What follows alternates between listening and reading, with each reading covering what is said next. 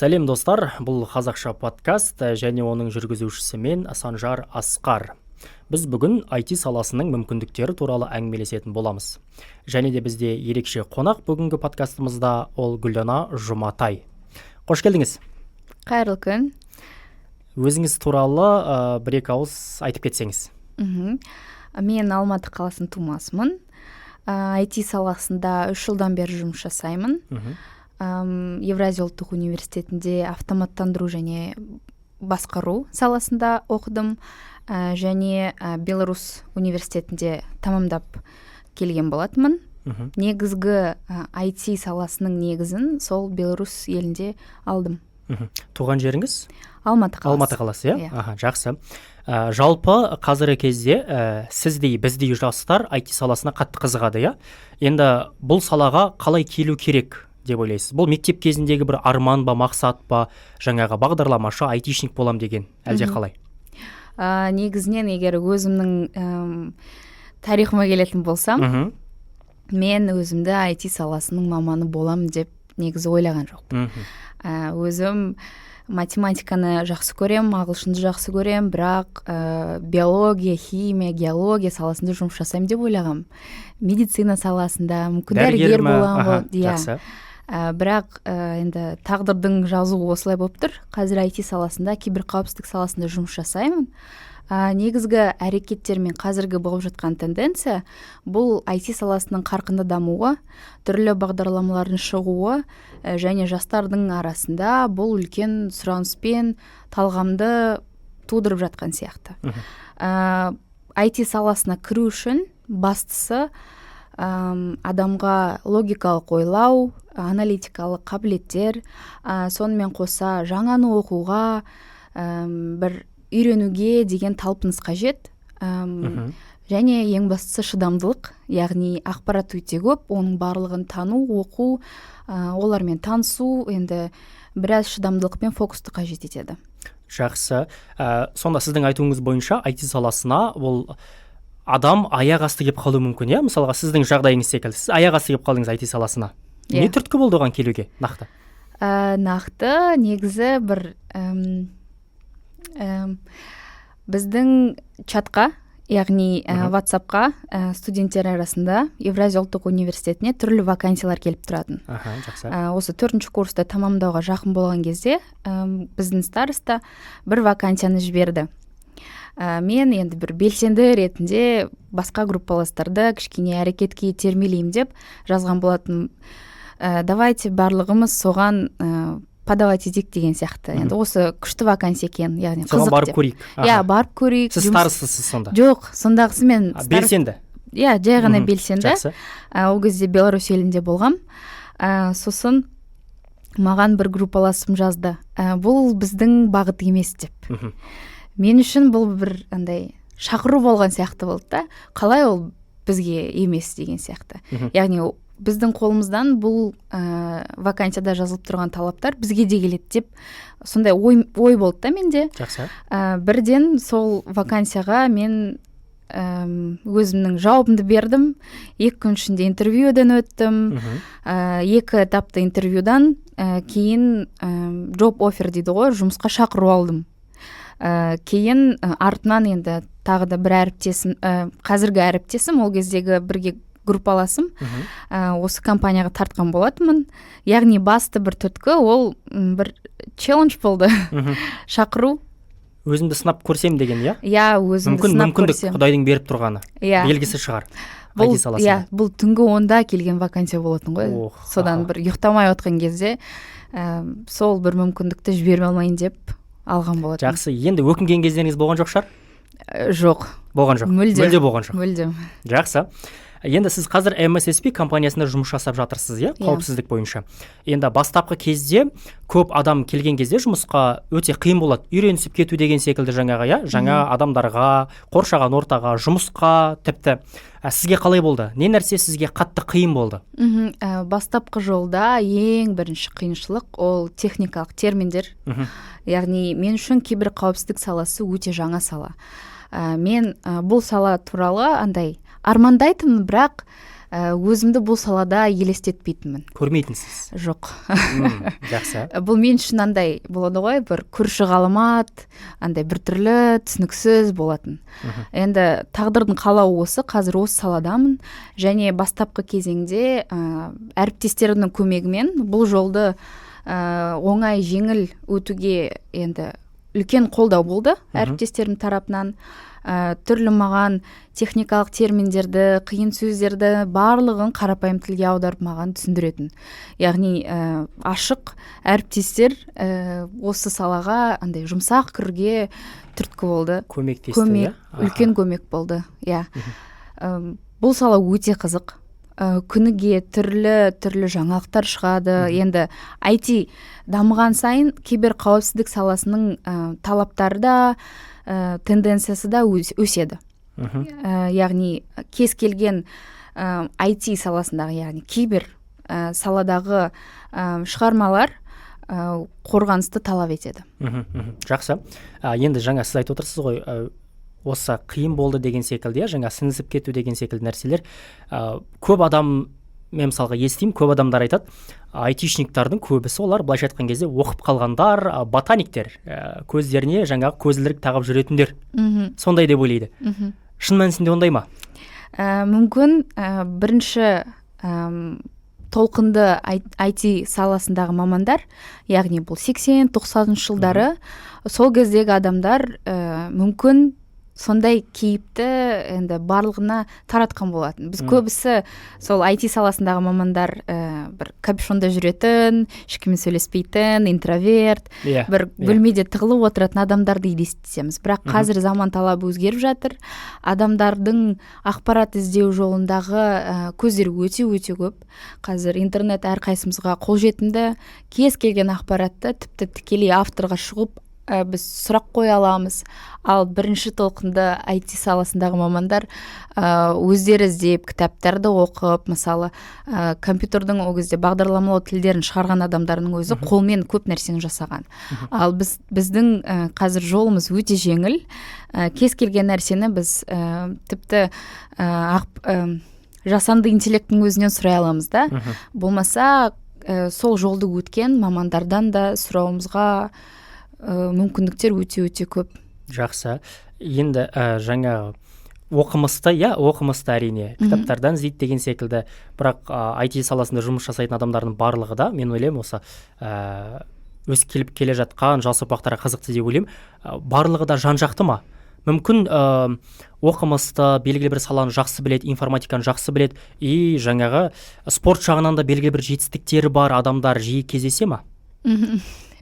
Әлде тек қана информатикамен кетіп қалған адамдар ма? Күшті сұрақ. Мен негізі өзім жас кезімнен спортпен айналысқам. Сонымен қоса түрлі енді белсенді өмір сүруге тырысамын. Яғни спорттан бөлек биге де барам, түрлі мысалы шығармашылық жағынан да қызығушылықтарым көп. Жақсы. Және ол тек қана мен емес, менің әріптестерім, болмаса осы компаниядағы түрлі адамдардың барлығы жан-жақты. Бұл тек қана IT саласына емес, негізі бүкіл салаға да қатысты. Бірақ менімше енді көбіне қазір көп жүрген адамдардың бәрі сол IT саласында, олардың барлығы жан-жақты. Яғни олар спортта да, бір жұмыста да, жеке өмірде де енді түрлі жаңалықтар жасап жатады. Жақсы. Сіздің енді айтуыңыз бойынша, құрметті көрермендер, айта кетейік, IT саласында жүрген адамдардың барлығы тек қана былайша айтқан кезде ботаник емес, оқымысты емес, әрине оқымысты белгілі бір деңгейде, бірақ жаңағы спорттан да, былай қарапайым өмірден де хабарлары бар адамдар айтқымыз келетін, Жақсы. Енді тағы да бір келесі сұрақтарға оралғанда бізге мынандай бір сұрақ келіп түсіпті. Көп адам IT десе бірден бағдарламашы еске түседі, Ал қандай тағы да бір бағдарлары бар, бағыттары бар IT саласының? Тек қана бағдарламашы емес қой ол жерде? Қандай? Мүмкін негізі ол бағдарламалық жасақтаманы жасайтын адамдар, яғни бағдарламалаушылар, олар бэкэнд, фронтенд, немесе full stack бэкэнд пен фронтендті бірге кіріктіретін адамдар. Сонымен қоса бізде геймдев деген бағыт бар, ол ойындарды бағдарламалау. Сонымен қоса DevOps болмаса Cloud инженерия бұл кішкене түсінуге қиындау, бірақ бұлттық технологияларда жұмыс жасау. Мысалы, біз қазір бір ақпаратты сақтау үшін интернетте болмаса компьютерде біз былай елестететініміз бұл қатқыл диск, яғни жесткий диск дейді ғой, болмаса үлкен бір серверде бір ақпарат жатады. Бірақ қазіргі технологияларының бір жетістіктерінің бірі, біз физикалық серверден бұлтты серверге ауыстық. Яғни оны біз физикалық тұрғыда сақтамаймыз, тек қана бұлтты деңгейде ақпараттар сақталады. Сол бағытта бар, үлкен қазір қарқынды дамып жатыр. Сонымен қоса DevSecOps деген бағыт бар, яғни бұлтты қорғау бағыты. Ол жерде мамандар біраз керек, әзір мамандар аздау. Сонымен қоса киберқауіпсіздік саласы, оның да бірнеше бағыттар бар, яғни шабуылдаушылар, қорғаушылар, этикалық хакинг деген бар. Яғни адамдарға белгілі бір сервистерді, белгілі бір жүйелерді қорғау үшін түрлі дағдылар мен техникаларды қолдану. Сонымен қоса бұл threat intelligence деген бар бағыт, яғни түрлі вирустарды, түрлі атакаларды зерттеу бағыты. Сонымен қоса data science, яғни бұл ақпаратпен жұмыс жасау, түрлі жасанды интеллектпен жұмыс жасау, қалай ақпаратты өңдеуге болады, қалай сақтауға болады. Мысалы, біз қарапайым елестететін ол Excel-де жұмыс жасау, яғни Excel-дің бір апгрейдтелген түрі да. Жақсы. Сонымен қоса, мысалы, көбіне адамдармен жұмыс жасайтын бағыттарда бар. Ол project management, яғни жобаларды менедждеу, адамдармен сөйлесу, клиенттермен сөйлесу. Сонымен қоса, мысалы, бір күшті мен үшін бір қызық бағыттардың бірі бұл бизнес-аналитика. Ол бизнес-аналитиканың өз бірнеше бағыттары бар, бірақ бастысы, мысалы, клиент сізге айтады: мен осындай жобаны көргім келеді, болмаса осындай бір идеям бар деген сияқты. Ал бізде техникалық жасақтамын жасайтын бағдарламалаушылар бар, ал жаңағы бизнес-аналитик клиенттің айтқан сөзін техникалық тілге аударып, кейін техникалық тілді клиентке қарапайым тілге аударатын адамдар да бар. Яғни коммуникацияны жүргізетін адамдар. UX UI дизайн, яғни адамдардың көзбен көретін қазіргі сайттар, түрлі әлеуметтік желілер болмасын, түрлі енді нәрселерді, көзбен көретін нәрселерді жасайтын адамдар бар. Қолданысы ыңғайлы болу үшін, практикалық тұрғыда қолданысқа ие болатын нәрселерді жасайтын адамдар да бар. Және бұның барлығын түрлі мүмкіншіліктері бар. Яғни ол офиста жұмыс істеуге болады, болмаса фрилансқа шығуға болады, өзің үйде отырып жұмыс істеуге болады, болмаса кез келген жерден жұмыс істеуге болады. Және ремоут, яғни қашықтықтан жұмыс қазір IT саласында қарқынды дамып жатыр. Қазақстанда отырып, мысалы, шетелде де жұмыс істеуге болады. Көп адам негізі осыған қызығады, жаңағы онлайн жұмыс жасай береді айтишниктердің көбісі. Офиске, кеңсеге барудан қажет жоқ деген секілді нәрсе. Жақсы. Қорытындыласақ, бүгінгі жаңағы біздің сұрағымызда жалпы IT саласында бағыт өте көп, әртүрлі мамандықтар жаңағы өте көп екен. Bir қырлы, бір сырлы дейді ғой, былайша айтқан кезде. Жақсы. Енді сіз бастапқы кезде IT саласы оқып жатқан кезде қандай да бір белгілі бір курстар, платформалар сізге өзінің бір пайдасын, көмегін тигізді? Айта аласыз ба? Бастапқы кезеңде мен network, яғни сеть, network саласын оқыған болатынмын. Бұл Fortinet курстары тегін, кез келген адам ол жақтан өте алады. Яғни бұл IT саласының бір негіздерінің бірі. Яғни интернеттің, компьютердің қалай жұмыс жасауын, ақпараттың соның ішінде қалай берілуі, мысалы, бағдарламалаушылардың ғана білімі емес, ол кез келген маманға да қызықты және пайдалы білім болуы мүмкін. Сонымен қоса, Courseraның өзінде бірталай курстар бар, тегін. Және негізі интернетке кез келген сала туралы ақпарат іздейтін болсаңыз, ашық түрде тегін курстар жетерлік. көп. Иә. Жаңа қолжетімді. Қолжетімді, иә. Жақсы, бұл жерде белгілі бір университетті оқудың қажеті жоқ бұл жерде, иә. Жаңағы егерде бала білімді болса, үйренем деген талпыныс болса, тегін курстарды оқып ақ, мүмкін айтишник болып кетуі мүмкін, иә, бағдарламашы болып. Әбден мүмкін, иә. Қазір енді IT саласы айтып жатырмыз ғой, өте қарқынды дамып жатыр. Қарқынды дамудың бір басты мүмкін кемшіліктерінің бірі, иә, ол қазіргі университеттердің сол қарқынға кейде бағдарламалау кестесін қазіргі жаңа білімдермен толықтыру қиын.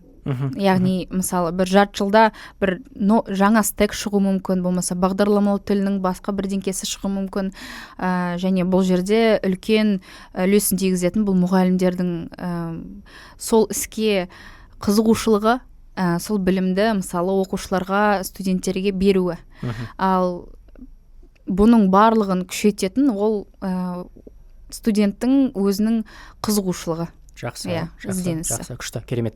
Енді бағана сіз айттыңыз, орыс тілі, қазақ тілі болсын, ағылшын тілінен жақсы болдым дедіңіз, иә? Ағылшын тілі IT саласында қаншалықты маңызды рөл ойнайды? Өте маңызды. Өте маңызды. Менің білуімше, көп ақпараттар, терминдердің барлығы ағылшын тілде келеді. Иә. Оларды ағылшын мамандары, ағылшын тілін білетін мамандар ғана үйреніп, жаңа оқи алады, иә? Жоқ. Қазір мысалы егер IT саласына және IT-дің бағыттарына келетін болсақ, бұл әрбір саланың ішінде терминдер өте көп. Ал терминдердің негізгі көзі бұл ағылшын тілінен. Және қай тілде адам сөйлемесе де техникалық тіл бір. Және әртүрлі елдерде, әртүрлі халықтарда бір терминдермен біз түсінісуге болады. Және ол тек қана ағылшын тілді адамдарға ғана емес, сонымен қоса қазір орыс тілді аудиторияда, қазақ тілді аудиторияда ағылшын тілінің терминдерін қолдану арқылы бір-бірін түсінуге мүмкіншілік бар. Жақсы, керемет. Жақсы. Енді келесі сұрақтардың бірі, Гүлдана ханым, сізге. Жалпы Қазақстанда IT саласы қалай дамып келе жатыр? Болашақта мүмкін алдағы 5 жылда қандай өзгерістер орын алуы мүмкін? Қазір Қазақстанда IT саласы өте қарқынды дамып жатыр, иә, бұған дейін айтып кеткендей.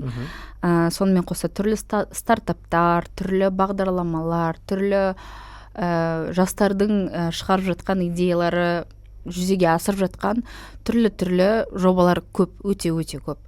Және егер болашаққа қарайтын болсақ, қазір модада сәнде дейсіз ғой.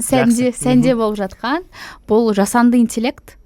Яғни кез келген саладағы жасанды интеллекттің қолдануы үлкен бір қарқынды буст беруге үлкен мүмкіндікке ие.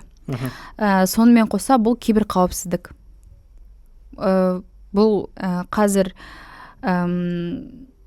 жақсы дамып келе жатыр, бірақ болашақта бұған талап та өсуі мүмкін. Жақсы. Енді біз қымбатты көрермендер, осымен подкастымыздың, жаңа қазақша подкастымыздың ең соңғы кезеңіне де келіп жеттік. Бізді көріп отырған көрермендерге, тыңдармандарға өзіңіздің айтар кеңесіңіз, жалпы жастарға қандай кеңес беретін едіңіз IT саласының маман ретінде? Ең басты кеңестердің бірі бұл шаршамау, ақпараттарды іздеу, түсінбеген нәрселерден қорықпау, сұрақ қоюға ұялмау. Жақсы, қымбатты көрермендер, онда біздің осымен подкастымыз өз мәресіне келіп жетті. Егер видео ұнаса, пікір қалдырып, лайк басып кетсеңіздер болады, достарыңызбен міндетті түрде бөлісіп қойыңыздар. Рахмет.